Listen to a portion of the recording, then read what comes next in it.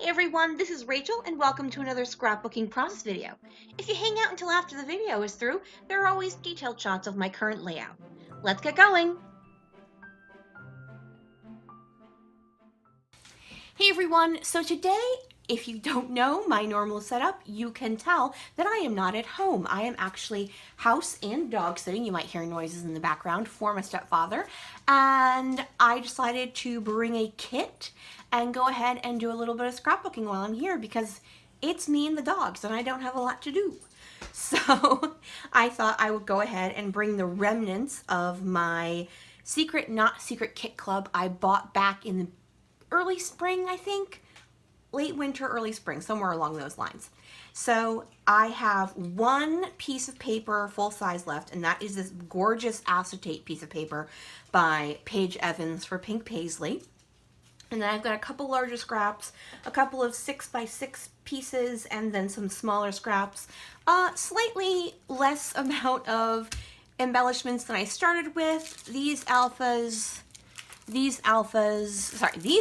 and the stencils. Now, I did not bring the rose gold texture paste that also came with my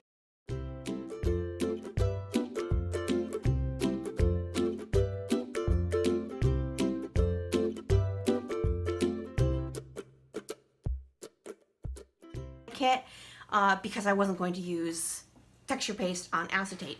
So I am working on a layout that has one 5x7 photo of myself, just kind of doing a, what's going on in my life right about now type of layout. So I am going to go ahead and get you guys put on fast forward and start scrapbooking here. So let's get going.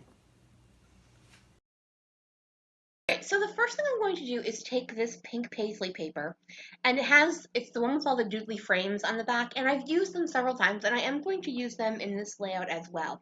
But I want to map my photo, and this paper with the multiple colored stripes, there's nothing wrong with it. I just don't love it, and I also want to map my photo, but I prefer to map my photos with a diagonal stripe rather than a vertical or horizontal stripe. I just prefer the look of a diagonal stripe when it comes to being a matte. So I have this. This is a completely different trimmer in case you didn't know. This is not my trimmer. This is one my mother purchased, oh my goodness, when I was in school to cut school photos up, because rather than trying to do it by hand. It is not very awesome for left-handed people, let me tell you. It is very awkward. So as you see here, yes, I am indeed gutting a 5 1/4 by 7 1/4 piece of paper simply because I knew I wanted to cut out several pieces of the doodly borders, and a lot of them were not complete with what I had left over. So I knew if I gutted this piece of paper, I would get at least one full, non-chopped off at the end doodly border frame. So I'm going to cut out 3 of them. 2 of them I'm going to use for journaling, and then one is just going to be an anchor for an embellishment cluster. So I've mentioned that I am scrapbooking away from home. One thing I forgot was my detail scissors. So I've done the best I can with my larger scissors. It is, however, not very good. I'm not happy with it, so I'm going to leave it for right now. I knew I was going home to pick up something for someone else. So I was like, I'm going to go ahead and grab my detailed scissors and I will finish that at that point. So right now I am going to ink up all of my layers with pumice stone distress ink, and I am going to be just picking through what I have left. As I mentioned, I don't really have a lot left in paper. That heart paper from Pinkfresh Studio is really the only thing I have left, and I'm not going to use it on this page. uh, but it's really the only large chunk of paper I have left. I am going to use this tiny little scrap from Let Your Heart Decide called Impulse, that little floral. It was hilarious, yeah, and this is not made for left-handed people in any way, shape, or form. But I have this tiny little scrap of paper, but I think this floral is so, so pretty. And then page number 3 from Pick Me Up, that's just the bow branding strip I have. Like, I don't know what I was thinking in showing it to you. I'm like, it's just the branding strip. But apparently I felt I needed to. So I'm going to layer those two. Well, one's a branding strip and one is just the edge of the paper. I'm going to layer those up as kind of a shelf to rest the rest of my layout on. And I'm just using my quick dry adhesive that is Scotch Tacky Glue, which used to be called Scotch Quick Dry Adhesive. And it has a fine line bottle top on it. I purchased the bottle top separately from Amazon, and then all you have to do is add a little bit of water to thin out your glue, and that takes care of any clogging issues I've found personally.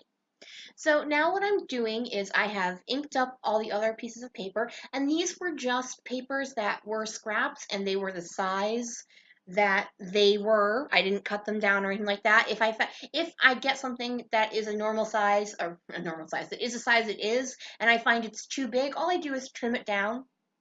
But for the most part, I tend to use, once my scraps get to this size, I tend to just use them in that size. Now, what I'm going to do here is take the Vicky Bouton stencil that came in my Secret Not Secret kit and use the pumice stone ink and the blender foam and go ahead and do that on the white cardstock behind my acetate. Now I want a natural end to this rather than that squared off piece. So I'm just moving the stencil a little bit and just doing a little area up at the top and then doing a little area at the bottom. Now the big bold floral piece to the white just seemed very stark to me, so that's why I went ahead and added that to the background. I'm now going ahead and just adding a ton of ATG behind where my photo block is to get that down. I've been thinking on going back and maybe doing some French knots on some of the floral pieces closer to the edge just to keep it glued down on more than just the center. That may or may not happen. I have no idea. It depends. I'm not super good with sewing, so I'm not quite sure. I may do it. If I do, I'll let you know. All right. I'm moving on. I'm getting that word life from the Chamel box of crayons, thicker navy glitter words that came in my kit.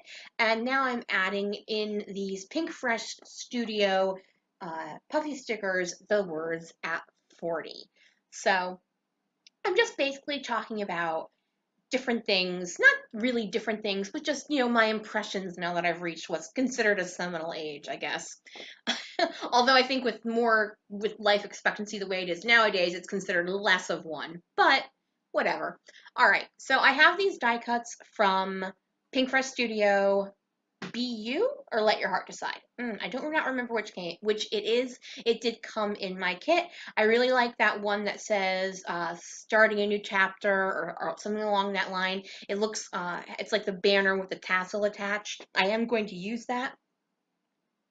I'm just going through picking out what I think might work. I definitely wanted those vases of flowers since there's such a flower theme in this layout. And here's where I came back the next day and I had gotten my detailed scissors, so I'm going to go ahead and recut out those doodly frames, and that way they look much nicer than they did using my big scissors. I don't know if y'all follow Maggie Holmes on Instagram, but she did this little video about using her stamps, and I had to laugh because she was fussy cutting with giant scissors. She was sitting at her coffee table, stamping on sitting on a couch. I'm like, who does that? Nobody does that, Maggie Holmes. I'm sorry. I like your designs, but that is false advertising in how you should stamp and fussy cut, because you don't use big giant scissors to fussy cut unless you want really cruddy fussy cutting. All right, rant over. Let's move on back to my layout. All right, so this is what I'm talking about, the starting a new chapter or something along those lines. I don't have the layout in front of me, so I'm kind of going off of what I remember. Alrighty, so I have my 2 journaling things down, and now I'm embellishing with the puffy stickers from Let Your Heart Decide and the die cuts from Let Your Heart Decide. Both of those came in my Secret Not Secret kit, and you'll see I'm really, really loving all the different icons and words and everything they have there.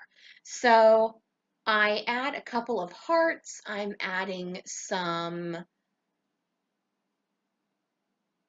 words and phrases, and then I have this little bag of flair I found. It's all Felicity Jane flair, and I added that little rose flair because there's that weird gap right after the word life, but before my photo started. And here I am writing my journaling, and I'm just talking about how, you know, when you're young, like when you're a teenager and stuff like that, the idea of being 40 just seems ridiculous, and you think you'd be so old.